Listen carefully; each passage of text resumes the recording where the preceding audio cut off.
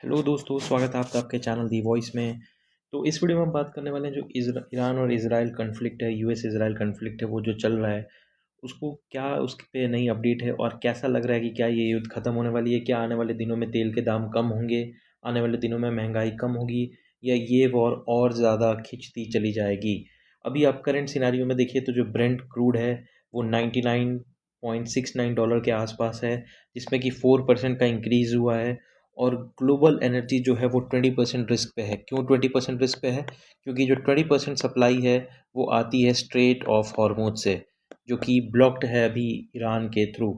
और अभी ये इसलिए बहुत बड़ा इंपॉर्टेंट चीज़ हो जाता है क्योंकि स्ट्रेट तो ब्लॉक है ही है, आईआरजीसी भी अलर्ट पे है। अब आईआरजीसी इतनी एक्टिव क्यों है, ये ईरानियन रिवोल्यूशनरी गार्ड जो है, बिकॉज वहाँ के जो सुप्रीम लीडर थे उनको मारा जा चुका है। जो न्यू लीडर है मोस्तफा खमेनी, उनका भी कोई अपडेट नहीं है, वो कोई भी उनकी पब्लिक अपीयरेंस आई नहीं है। कुछ लोग बोल रहे हैं कि वो रशिया में है, कुछ लोगों का कहना है कि चाइना में है, या कुछ लोगों का कहना है कि ईरान में भी है। तो अभी ऐसा कुछ कंफर्म नहीं है कि वो है कहाँ एक्चुअली, जिसकी वजह से बातचीत करने के लिए अब्बास अराची, वहाँ के जो फॉरेन मिनिस्टर हैं, वो जा रहे हैं।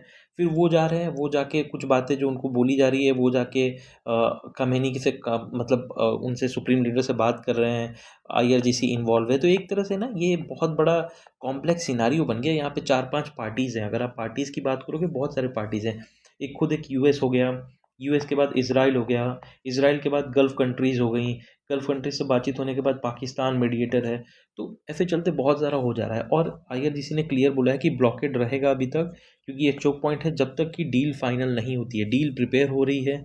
सबसे बड़ा जो प्रॉब्लम है वो है आपका जो उनकी यूरेनियम है, यूरेनियम को लेके सबसे बड़ी इशू अभी चल रही है कि यूरेनियम अपना ईरान हैंड ओवर करता है कि नहीं यूएस को।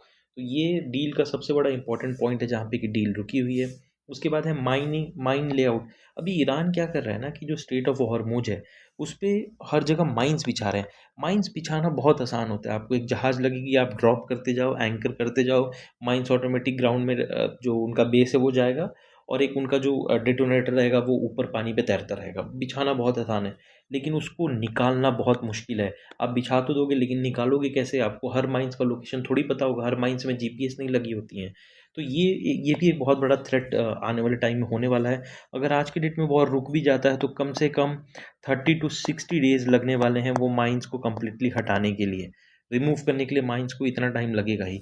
और यूएस ने भी कुछ जगह में रिटेलिएटरी स्ट्राइक्स किए हैं। ऐसा बोला जा रहा है कि एक MQ-9 रीपर ड्रोन है, उसको ईरान ने मार गिराया है। ईरान का कहना है कि वो स्टेट ऑफ हॉर्मुज में निगरानी में था, इस वजह से हम उसको मार गिराए हैं। अब इसकी वजह से हुआ क्या है कि आप देखिए कि 20% जो ग्लोबल ऑयल सप्लाई है ना वो स्टेट ऑफ हॉर्मुज से ही आता है। और 20% बहुत बड़ा नंबर आता है। आप समझ लीजिए ग्लोबल ऑयल की बात हो रही है, सिर्फ इंडिया की नहीं। और अभी ब्रेंट क्रूड है वो $99 से ऊपर है, थोड़ा मतलब 99 और 100 के बीच है। इसका अगर ये जैसे ही 110 जाएगा ना, पूरे वर्ल्ड में पैनिक शुरू होगा। तो ये जितना नीचे है उतना अच्छा है। अगर ये 99 से नीचे रहता है तो थोड़ी स्टेबिलिटी आएगी। अगर आज भी ये डील फाइनल होती है तो प्री वॉर सिचुएशन में आने के लिए 30 to 90 डेज़ का समय लग सकता है। 30 छोड़िए आप, 60 to 90 डेज़ से कम नहीं लगने वाला। ठीक है। और 17 to 18 million barrels per day यहाँ पे फ्लो होता था प्री वॉर में। ठीक है। अभी तो बहुत घट गया है ये। शिपिंग डिस्टर्ब हुई है, सिर्फ ऑयल ही नहीं, बहुत सारे और भी चीज़ें हैं। जैसे ईरान को हम डेट्स, बहुत सारे राइस, ये शिपिंग जो होती थी ना उस एरिया से, वो पूरी डिस्टर्ब हो चुकी है। और करंट जो समर है इंडिया में, समर की वजह से इंडिया में और ज़्यादा डिमांड है इलेक्ट्रिसिटी की, और ऊपर से एनर्जी प्राइस बढ़ रहा है। तो ये मतलब क्लियरली हिट करने वाला है $110 to 120 पर बैरल। और एलएनजी की भी प्राइसेस बहुत बढ़ रही हैं, ऐसा नहीं कि एलएनजी नहीं बढ़ रहा है। अब जब मैक्रो रिस्क क्या होता है, जब प्राइस ऑयल की बढ़ती है ना, ऑयल एक ऐसी चीज़ है जो कि इकोनॉमी को खींचती है। अभी हमारी जो इकोनॉमी है ना वो ऑयल ड्रिवन इकोनॉमी है। तो जैसे ही ऑयल के प्राइस बढ़ते हैं ना, ट्रांसपोर्ट बढ़ता है, ट्रांसपोर्ट कॉस्ट बढ़ती है। जैसे ही ट्रांसपोर्ट कॉस्ट बढ़ती है ना, वो ये जो कॉस्ट बढ़ी ट्रांसपोर्ट की ऑयल की वजह से, ये सीधे कंज्यूमर तक ट्रांसफ़र हो जाती है। जैसे आपने देखा कि अभी अमूल मिल्क में 2 रुपीज़ का प्राइस इंक्रीज़ हुआ, और भी चीज़ों में इंक्रीज़ हुआ, तो ऑटोमेटिक ये ट्रांसफ़र हो जाती है। तो ये बहुत बड़ा खतरा है। यूएस के जो सेक्रेटरी ऑफ स्टेट है मार्को रूबियो, उन्होंने कहा है कि negotiation are ongoing, agreement could come within days. 1 महीने से ये हम यही सुन रहे हैं, 1 मंथ से, ये विद इन डेज होने वाली है, पता नहीं कब होने वाला है।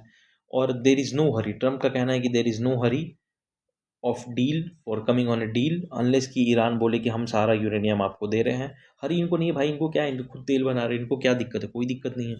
आईआरजीसी का कहना है कि अगर डील फाइनल नहीं होती है तो हम रेसिप्रोकल एक्शन करेंगे। रेसिप्रोकल इन सेंस कि अगर आप हम पे अटैक करोगे तो हम भी आप पे अटैक करेंगे। तो बस यही है।